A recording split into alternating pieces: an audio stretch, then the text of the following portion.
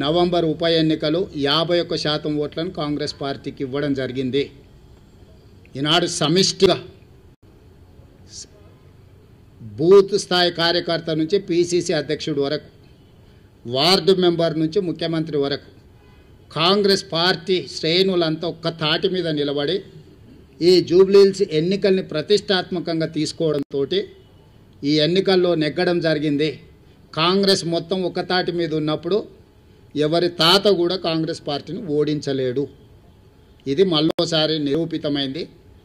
మీ అందరు సహకరించినందుకు, voter మహాశయులు ఆశీర్వదించినందుకు, media మిత్రులకు, ఓటర్ మహాశయులకు సహకరించి మద్దతు ఇచ్చిన ఎంఐఎం పార్టీకి, ముఖ్యంగా సిపిఐ, సిపిఎం, కోదండరాం సార్, ఇతర సంఘాలు, రాజకీయ పార్టీలు అన్నీ మాకు సహకరించినందుకు వాళ్ళందరికీ మనస్ఫూర్తిగా कृतज्ञतలు తెలియజేస్తున్నాం.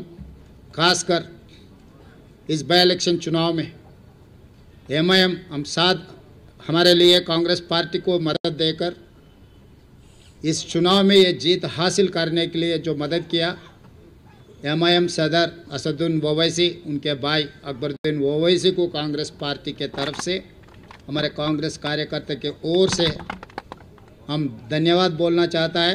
आने वाले दिनों में भी हम सबको साथ लेकर तेलंगाना तरक्की के लिए हम कोशिश करेंगे. इसमें हम कामयाब हो जाएंगे.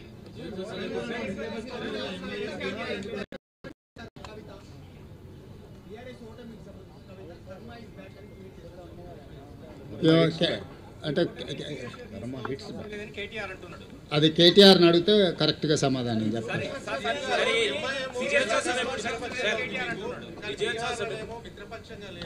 ఇక్కడ మీ కాంగ్రెస్ నేతలే ఎంఐఎం బీజేపీ బి టీం అంటున్నారు. ఇక్కడ మిత్రపక్షం బి టీమా, మిత్రపక్షమా? ఇక్కడ మిత్రపక్షంగా ఉంది, బీహార్లో మిత్రపక్షం లేదు. అసలు కాంగ్రెస్ ఓవరాల్ పాలసీ ఏంటి? భారతదేశము రాష్ట్రాల సమీకరణ తెలుసు కదా. ఏ రాష్ట్రంలో ఆ రాష్ట్రంలో ఉండే నైసర్గిక పరిస్థితులను బట్టి, అక్కడ వాతావరణాన్ని బట్టి అక్కడ పంటలు పండుతాయి. అంతేనా? అదే జాతీయ పార్టీ కానీ యూనియన్ ఆఫ్ స్టేట్స్ ఇది.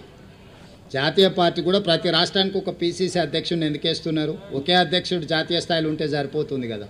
ఏ రాష్ట్రాలకు ఆ రాష్ట్రాలకు ఆ స్థానిక పరిస్థితులను బట్టి నిర్ణయాలు తీసుకోవడానికి వెసులుబాటు కాంగ్రెస్ పార్టీ కల్పిస్తుంది.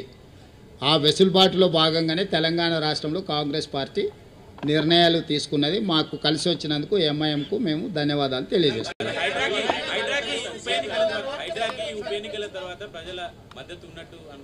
చారి గారు ఒక్కదాని కాదు, మొత్తం కాంగ్రెస్ ప్రభుత్వానికే ప్రజలు మద్దతుగా నిలబడ్డారు.